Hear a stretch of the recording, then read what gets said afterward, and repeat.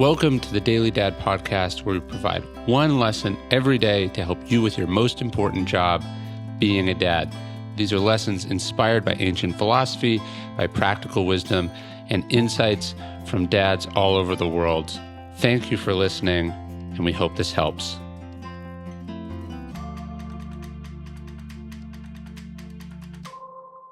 Try not to give them anything extra. We all have issues. We know that. Our goal as fathers, as we've said before, is not to pass them on, to stop the cycle of dysfunction. It's a low bar, to be sure, but it's an important one.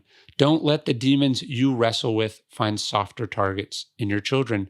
But even more than that, don't let your demons invite new ones to the party. As best we can, we must not inflict more damage and create more issues. The Philip Larkin poem expresses this tendency so perfectly. They fuck you up, your mom and dad, he says. They might not mean to, but they do.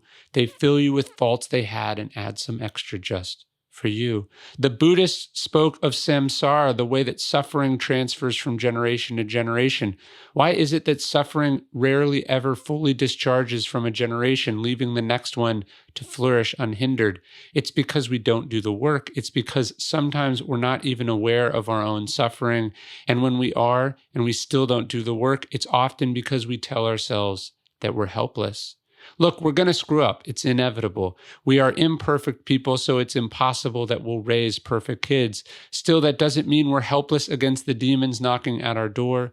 We can work on ourselves. We can go to therapy so that maybe they won't have to. We can try to be healthy so they'll grow up thinking that's normal. We can try to move on from our own anger and frustration and pain, so at the very least, they do not inherit our burdens.